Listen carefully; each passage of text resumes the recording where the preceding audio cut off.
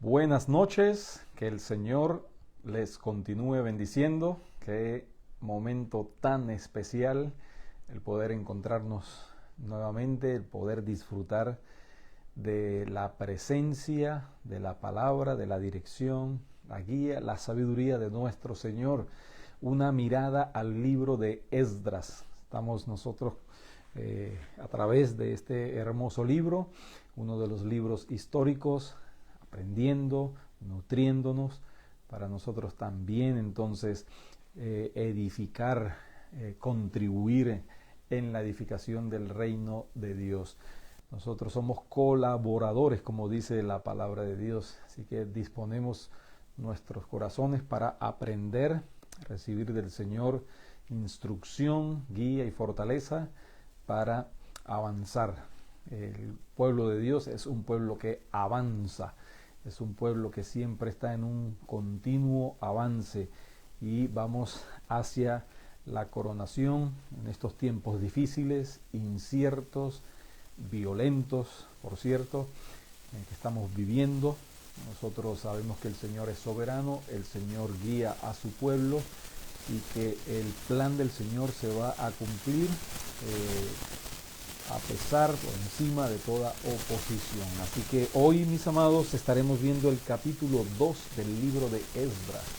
No sin antes pedir al Señor sabiduría y dirección de lo alto. Gracias, Señor, por tu palabra. Gracias, Señor, por este tiempo que disponemos para presentarnos delante de ti y seas tú fortaleciendo nuestras vidas a través de tu poderosa escritura. Señor, toma el mensaje, toma, Señor, estas gemas preciosas que nos ayuden a seguir fortaleciendo nuestra vida y seguir confiando en ti en medio de estos días tan inciertos y tan difíciles. Señor, gracias porque tú eres el constructor. Gracias, Señor, porque tú prometiste que no apagarías el pábilo que humea, ni quebrarías la caña cascada. Estamos en tus manos y tú eres un Dios de misericordia y de gracia. En el nombre de Jesús te pedimos, Señor, que tú tomes este tiempo, tomes nuestros corazones y nos continúes transformando. En el nombre de Jesús te lo pedimos, Señor. Amén, amén, mis amados. Es importante entonces presentar nuestras vidas, presentar este tiempo para que sea el Señor hablando en nuestros corazones. Vimos el capítulo 1 del libro de Esdras, vimos allí esa introducción, el compromiso de la palabra. Nosotros vimos que el versículo clave allí es Esdras capítulo 7, 10, donde Esdras tenía su corazón, ¿sí?, preparado para inquirir, conocer la palabra de Dios, para vivir la palabra de Dios y para enseñar la palabra de Dios. Y es por eso que vemos que a lo largo de estos 10 capítulos se repite en 6 ocasiones y la buena mano de Dios estaba sobre Esdras. Es por eso que cuando avanzamos sobre este libro no confiamos que fue la bondad de Ciro, no confiamos que fue más adelante la bondad del otro emperador Darío y mucho menos el tercero Artajerjes II. Es la bondad de Dios, es el plan de Dios, es la soberanía de Dios quien se complace en usar a quien Él quiere, cuando Él quiere. Y vimos nosotros que el pueblo estaba dispuesto, el rey Ciro en su primer mandato, entonces él da un edicto allí en el año 539 antes de Cristo y da orden de que el pueblo de Dios, el pueblo de Israel regresara, ¿no? Y aprendimos también que Dios le usó, aunque él no conocía a Dios, Dios se glorificó a través de él, porque no todo el que el Señor usa, él aprueba, pero vemos que el Señor en su soberanía lo mueve y es algo que él hacía también, ¿no? Cuando toma el control no es de la misma manera que era el rey Nabucodonosor, que al contrario lo que se traía era los ídolos y se llevaba a las personas cautivas a Babilonia, ahora cae Babilonia, entra el imperio medo-persa y tiene una política diferente, ¿no? Desde regresar a las personas a sus lugares con sus ídolos y con sus dioses, y como el pueblo de Israel no tenía ídolos, entonces los regresa con los utensilios del templo que había tomado Nabucodonosor. Pero vemos, mis amados, que Dios cumple su palabra. Recordemos entonces, dice, para que se cumpliese la palabra de Jehová por boca de Jeremías. Señor siempre va a cumplir su palabra, se ha cumplido a la perfección. El Señor habló de Ciro 200 años antes, habló de el nombre, también 70 años antes habló del lugar a través del profeta Jeremías, capítulo 29, y se cumple a la perfección la palabra de Dios. Y mis amados, vimos que comienza el retorno entonces. Dice la palabra de Dios que el Señor despertó a Ciro para el edicto, y también que el Señor despertó los corazones de sacerdotes y de levitas y del pueblo de Dios, de principales de las familias, para regresar, ¿no? Allí vimos que es importante señalar en el versículo 5 que se mencionan 2 tribus específicamente.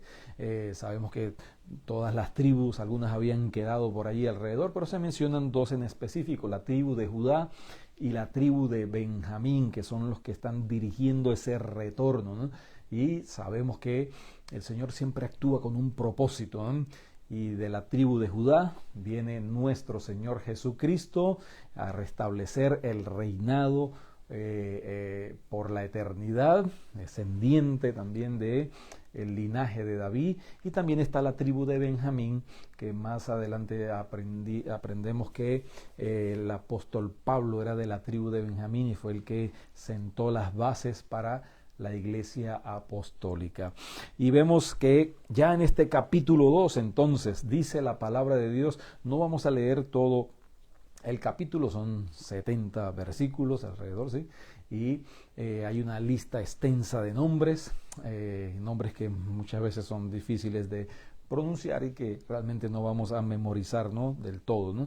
Pero básicamente el versículo 1 del capítulo 2 dice, estos son los hijos de la provincia que subieron del cautiverio, de aquellos que Nabucodonosor, rey de Babilonia, había llevado cautivos a Babilonia, y que volvieron a Jerusalén y a Judá, cada uno a su ciudad.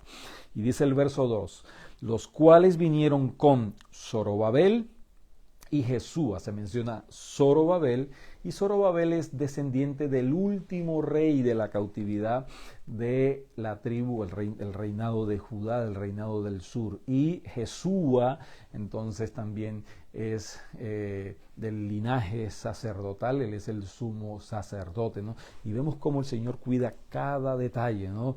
Vemos que Zorobabel viene siendo un príncipe y Jesúa viene siendo un sumo sacerdote, y allí entonces vemos que Dios es un Dios de orden, que Dios cuando hace las cosas las hace de una manera bien detallada, bien perfecta. Así que avanzamos, ¿no? Avanzamos sobre este capítulo 2 y vemos que hay una lista, ¿no?, extensa de familias, de clanes, de tribus, ¿sí? Pero menciona específicamente sacerdotes, levitas, cantores, los que servían en el templo, y todo tiene un objetivo. ¿Por qué? Porque Zorobabel y Jesúa regresan en primer lugar para restablecer el templo y el altar, para reconstruir el altar, es decir, la adoración, ¿no?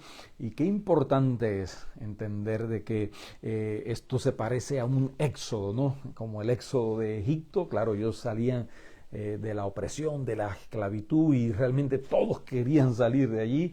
Ahora vemos que este segundo éxodo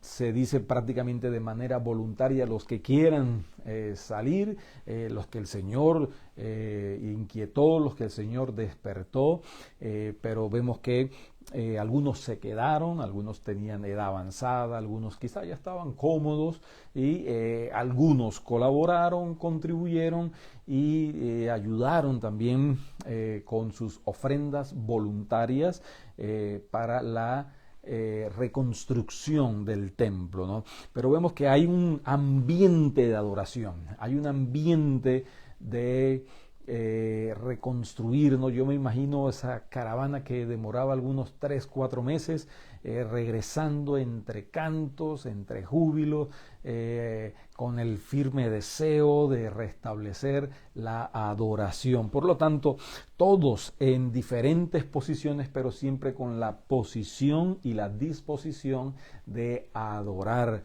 al Señor de los cielos. Así debe ser también nuestra vida.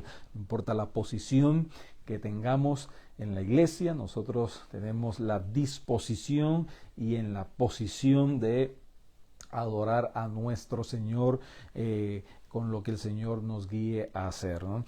Pero bien, vemos que ellos viajan, ellos trabajan y ellos ayudan a reconstruir el altar de adoración.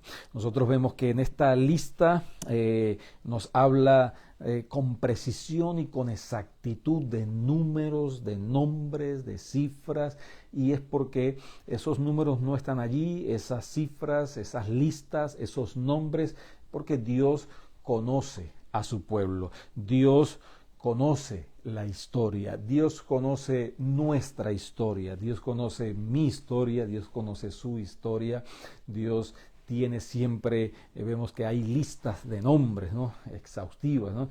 Aquí vemos que hay un salón de la fama, pero no como el del capítulo 11 de Hebreos, salón de la fama de la fe. Aquí vemos como un salón de la fama de los que retornan a restablecer la adoración en Jerusalén, a reconstruir el templo, a reconstruir el altar. Por lo tanto, esta lista no debe pasar desapercibida, ¿no?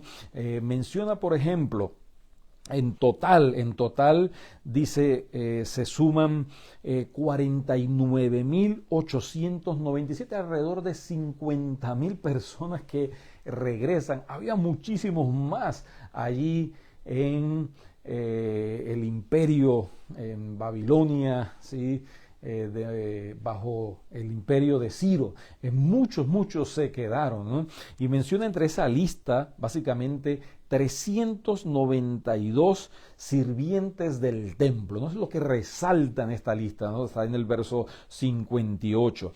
Dice también en el verso 65 que hay 200 cantores, ¿no? Entre ellos 128 varones y 72 mujeres, entre cantores y cantoras. También dice el verso 40 que hay 74 levitas, y el verso 36 menciona 973 sacerdotes descendientes de Jesúa.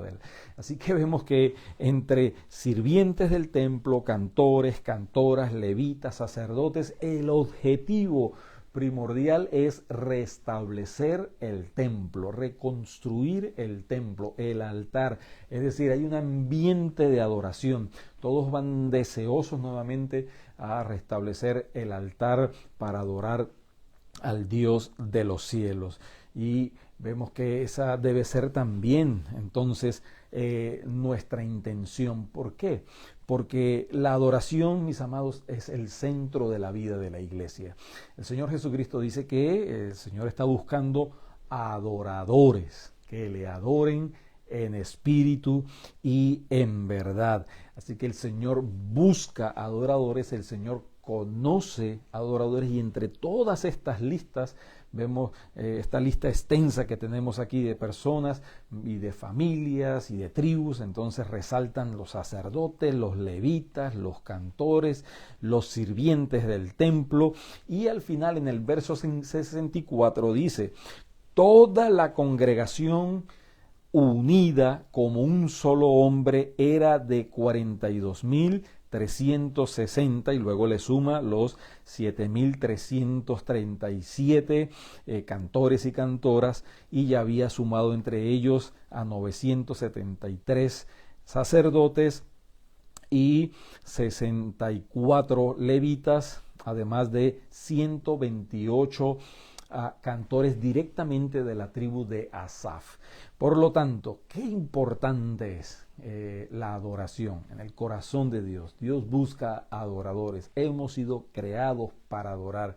Nuestra razón, nuestra existencia debe ser adorar al Señor. El verso lema primordial de Israel en el Antiguo Testamento es: oye Israel, el Señor nuestro Dios uno es, y amarás al Señor tu Dios con toda tu mente, con todo tu corazón, con todas tus fuerzas y con toda tu alma. Es decir, de nuestra vida es un llamado y es un privilegio, es un gozo a adorar al único Dios verdadero, al Dios de los cielos, como lo describe inclusive el mismo rey Ciro. Por lo tanto, el Señor busca y conoce adoradores. Él conoce, ¿no? Aquí vemos en este pasaje, en este capítulo 2, algo importante, ¿no? Porque el verso 59 y el verso 67 nos habla de algunas personas que se acercaron, ¿no? Pero que no se les podía dar seguimiento a su linaje, no se le podía dar seguimiento a su genealogía, y por lo tanto fueron excluidos del servicio del templo y también fueron excluidos del sacerdocio, como dice el verso 62. Esto es importante, ¿no? Fueron excluidos, ¿no? Y uno pensaría en este mundo de hoy, donde la inclusividad está reinando y galopando con gran velocidad en la iglesia. Uno pensaría que hoy esto chocaría, ¿no? Pero es que el Señor tiene un orden, el Señor conoce, el Señor es el que establece las bases de la adoración, el Señor es el que establece cómo, cuándo, dónde, de qué forma es que se le debe de adorar y quiénes realmente deben de adorar al Señor. Estos no se encontraron, no se encontró su genealogía, no se encontró su descendencia, no se encontró su linaje y quedaron excluidos. Por lo tanto, mis amados, qué importante es que nosotros podamos demostrar nuestro linaje espiritual como cristianos, como hijos de Dios, ¿no? Es algo que vemos en la palabra de Dios. Por ejemplo, vemos 2 de Timoteo 2:19, que dice: el Señor conoce a los suyos. Qué importante es, ¿no? El Señor sabe quiénes son realmente los suyos, pero nosotros también debemos de tener la convicción al depositar nuestra fe en obediencia a la palabra de Dios y decir, como dijo también el apóstol Pablo allí mismo en la segunda carta a Timoteo 1:12. Él dice: yo sé a quién he creído, con convicción, con certeza, fe en la palabra, fe en la persona de Jesús. Por lo tanto, es importante entonces que nosotros podamos, entre comillas, demostrar, ¿no?, que somos hijos de Dios, en el sentido de que tengamos esa convicción de que realmente le pertenecemos al Rey de Reyes y Señor de Señores, y que entonces, como resultado de eso, debemos de adorarle como Él quiere, como Él desea y como Él ordena. Al Señor no le agrada el fuego extraño, al Señor no le agrada las mezclas, esos sincretismos allí que se introducen en la vida de la iglesia, y donde ya son los métodos, las estrategias, los planes, las personalidades que toman el centro del lugar de adoración, ¿no? El Señor desea ser adorado solo y únicamente. Al Señor tu Dios adorarás, le dice el Señor aún al mismo enemigo, y a Él solo servirás. Que tengamos también esa certeza en la palabra de Dios. Hay dos personajes, como hemos mencionado, Zorobabel y Jesúa, ¿no?, que son los principales en este capítulo y son los que trabajan en ese éxodo que viene hasta más o menos el capítulo 6, y luego en el capítulo 7 hace aparición entonces en un pequeño viaje de mucho menos personas. Entonces viene Esdras para contribuir con la reconstrucción de lo que eran básicamente la ley, lo que era la institución de retomar el centro de la palabra de Dios, de la legislación de la palabra de Dios. Y luego más adelante, algunos años más adelante, viene entonces Nehemías ya con la firme determinación de reconstruir las murallas. Pero entonces vemos que lo primero que se reconstruye es el altar, el templo, luego viene la legislación de la palabra de Dios y luego vienen las murallas, ¿no? Ese es el orden que el Señor dispuso, ese es el orden que el Señor estableció, y nosotros debemos de siempre tener cuidado con el altar de nuestro corazón, guiado por la legislación de la palabra de Dios, y entonces ser protegido con las murallas de protección que el Señor da a nuestra vida. Mis amados, aquí vemos que Dios dirige, despierta y levanta, pero los que tienen que caminar son ellos, el pueblo de Dios. El Señor produce tanto el querer como el hacer, pero nosotros debemos de responder, comenzar el viaje, comenzar el peregrinaje, avanzar hacia esa meta también de ver una iglesia reconstruida, preciosa, como el Señor desea. Y en esto todos somos colaboradores. Y como mencionamos al principio, unos viajaron, otros se quedaron, pero contribuyeron. Y nosotros vemos que allí el rey Ciro había dado orden de que habían que apoyar, era un mandato. Dice, y todo aquel que haya quedado en cualquier lugar donde more, ayúdenle los hombres de su lugar con oro, con plata, con bienes y ganados, pensando en la reconstrucción del lugar de adoración.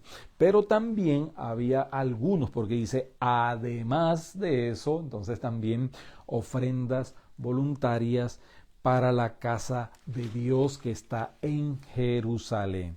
Entonces termina este capítulo 2, el verso 70, diciendo, y habitaron los sacerdotes, los levitas, los del pueblo, los cantores, los porteros y los sirvientes del templo en sus ciudades, y todo Israel en sus ciudades. Qué precioso, ¿no? Ese éxodo de adoración en adoración y para adoración. Y así debe ser también nosotros. Estamos en un éxodo, estamos en un peregrinaje y avanzamos adorando al Señor, y estaremos por la eternidad también en una actitud de alabanza y adoración. Mire como decía el Salmo 126, cuando se habla de esa restauración. Dice el Salmo 126, me imagino que ellos iban cantando ahí de regreso, ¿no? Cuando Jehová hiciere volver la cautividad de Sión, seremos como los que sueñan. Entonces nuestra boca se llenará de risa y nuestra lengua de alabanza. Entonces dirán entre las naciones, grandes cosas ha hecho Jehová con estos, grandes cosas ha hecho Jehová con nosotros, estaremos alegres. Haz volver nuestra cautividad, oh Jehová, como los arroyos del Negev. Los que sembraron con lágrimas, con regocijo segarán. Irán dando y llorando el que lleva la preciosa semilla, mas volverá a venir con regocijo, trayendo sus gavillas. Y allí vemos que se está cumpliendo esto. Ellos regresan de la cautividad con gozo, con júbilo, con provisión y con la presencia del Rey de Reyes que los sacó de la cautividad. Que así, mis amados, nosotros podamos tener ese mismo corazón, dispuestos a contribuir, a apoyar, para que la adoración del Señor sea lo primordial, lo esencial, lo vital de la vida de la iglesia y de la vida de cada uno en lo personal. Que el Señor nos continúe guiando a través de este hermoso libro de Esdras y podamos aprender entonces de estas lecciones maravillosas. Señor, gracias por tu palabra. Gracias, Señor, porque tú deseas, buscas y conoces a los adoradores que te adoran en espíritu y en verdad. Señor, ayúdanos, Señor, a continuar siendo uno de esos que rinde completamente su corazón, su vida en adoración, porque tú eres digno, tú eres el Rey de los cielos, tú eres el Dios de los cielos, tú eres el Creador del universo y tú eres el Salvador, el que viene del linaje de la tribu de Judá, para que vino a morir en la cruz del Calvario para darnos vida, perdón, gozo y paz. Gracias, Señor. Bendice a tu pueblo, bendice a tu iglesia y que esta misma enseñanza sirva para aquellos que no te han conocido y puedan unirse a esta caravana celestial en adoración, porque tú, Señor, eres el único digno de toda alabanza. Te lo pedimos, Señor, en esta hora y te damos gracias en el nombre de Jesús. Amén y amén. Mis amados, como cada miércoles, una mirada al libro de Esdras. Hemos llegado al capítulo 2 y de la misma manera hay regocijo en la casa del Señor.